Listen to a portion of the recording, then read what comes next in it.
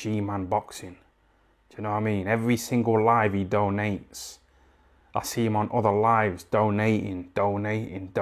He's got the bag on it.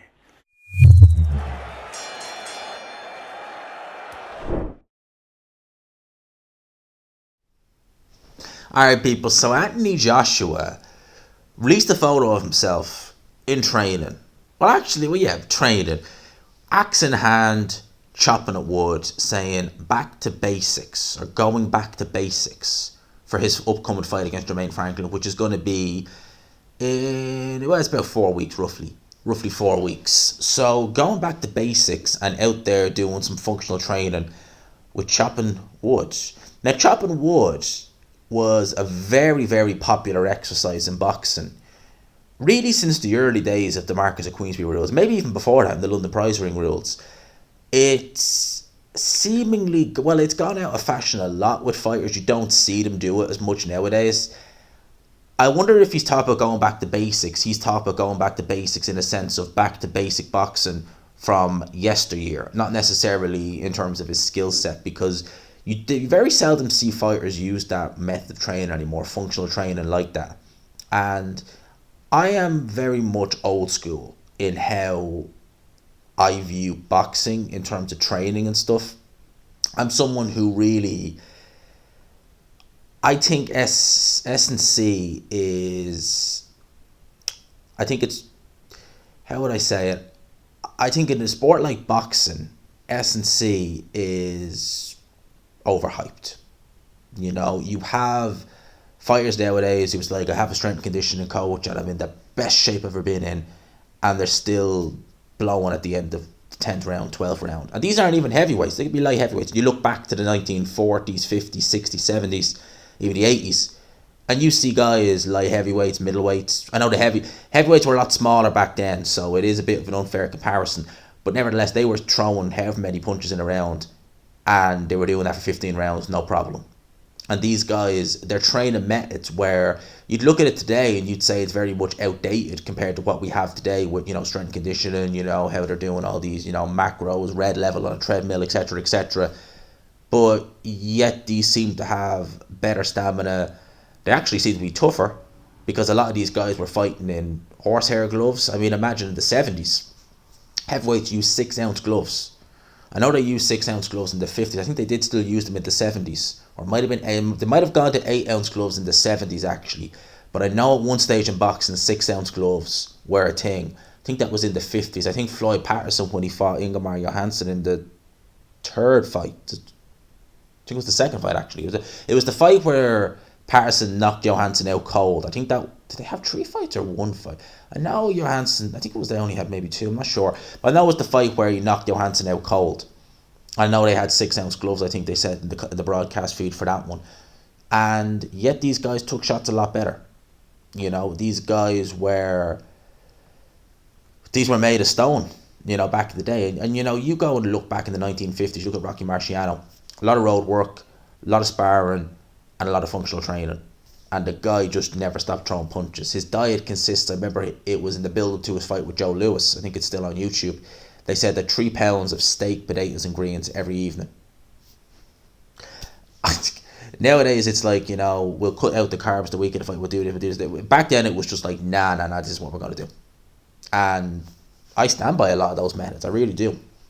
I think that, in a sport like boxing, maybe in a sport like football or something like that, added strength and conditioning can help. In F1 and stuff like that, strength and conditioning certainly probably could help. But a sport like boxing, I think the tried and tested, the old methods are just, I like them. I really do. I like them and I stand by them. I really do. So if Joshua is talking about going back to basics and he's talking about going essentially to be doing a lot more functional training as opposed to weight training, some people could say, well, he'll lose his strength. Not necessarily, because a lot of the strongest fighters, you look at a George Foreman, he didn't touch weights in his prime. George Foreman in his prime was, and even in his comeback as well, Shannon Briggs even said that was one of the physically strongest heavyweights you'll ever see. But in his prime, and if you go on Google Books, I don't know if it's still there, but it used to be there, there was footage of, there's images of George Foreman with articles from the 1970s when he was only 21 years old, when he was trained by Dick Sadler. And you can see Foreman, he actually got a wheelbarrow, shoulders up, so it's a good bit of work on the shoulders, which will help your punching power as well.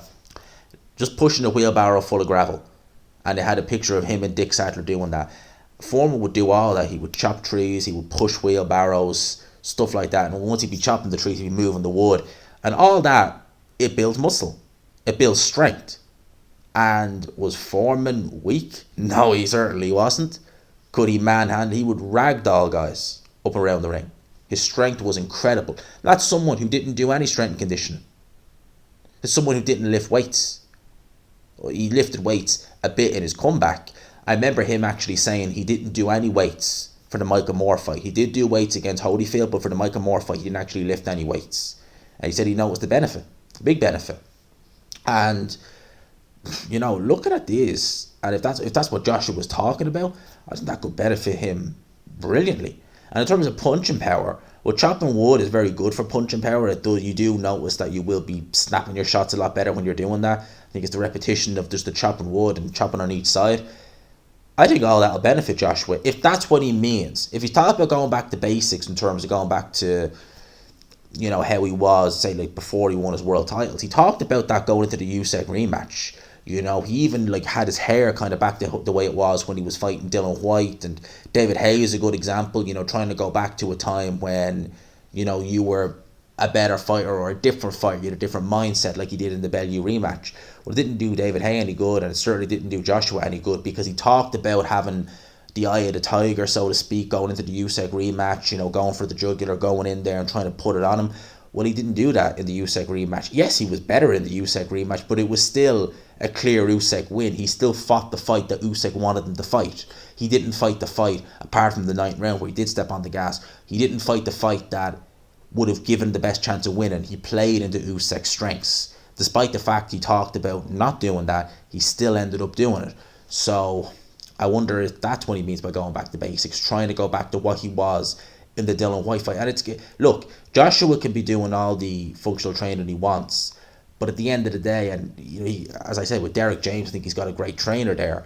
But if it's mental, that's still going to be a difficult barrier to overcome for Anthony Joshua. It's still going to be very difficult. A mental block is very different from a physical block. If you are a 6'6" heavyweight with tremendous punching power and good physical strength, which Anthony Joshua is, there's ways to protect the fragile chin if that's the problem. There is ways to protect that. Vladimir Klitschko did it very well throughout the course of his career. Not a good chin Klitschko had. Vladimir did. Vitaly had a good chin, but Vladimir didn't. But he was able to protect that. Yes, the heavyweights weren't as good back then when Klitschko was having his reign. That's true. But nevertheless, he was still able to protect it very well. And against guys like David Haye and Povetkin, who could punch, although the Povetkin fight, geez, the less said about that, the better, he was still able to nullify them, right? Joshua could still do that. But that's not it. It's not his chin that's the problem. I think it's the mind. How do you fix that? I mean, therein is a bigger question. I think this Franklin fight will tell us a lot about where Joshua's at in terms of his headspace, in terms of his mental state. It's going to tell us a lot about where he's at. I think this move with Derek James being out in the States training with the Charlos and Spence will do him nothing but good. I really do. And I think that we will see a much better AJ come what fight night on April the 1st. The question is that how is the comeback going to get managed? Is it going to get managed well? Is he going to have the right fights at the right time? Or is it going to be a case of, right, you've had your comeback fight, let's put you in a massive fight, like a Fury fight or a Wilder fight, and, hope for the best. I hope that, from an entertainment point of view and a fan's point of view, yeah, like I'd love to see him fight Fury or Wilder. Well, not Fury Usyk, that's the only fight for Fury. But Wilder, yeah, I'd love to see it. But if he's not mentally ready, you want to see Joshua versus Wilder when they're both at their best or close to their best. And if he's still mentally a bit, that might not bode well for Joshua. But I think this fight will tell us a lot. So there's my thoughts on that. Let me know yours in the comment section below. Hope you enjoyed the video. What do you think of him going back to basics and doing a bit more functional training? Do you think that's a good thing? Are you like me thinking that S&C training and boxing is a bit overrated? And if anything, you need to be looking at the tried and tested, the old school methods. I stand by them. I really do. I stand by them. I do. And if I was training a fighter, I'd be like, F your S&C. This is what we're going to do. Let me know your thoughts in the comment section below. Hope you enjoyed the video, people. As always, thank you to the company for sponsoring today's video. I'll talk to you, people.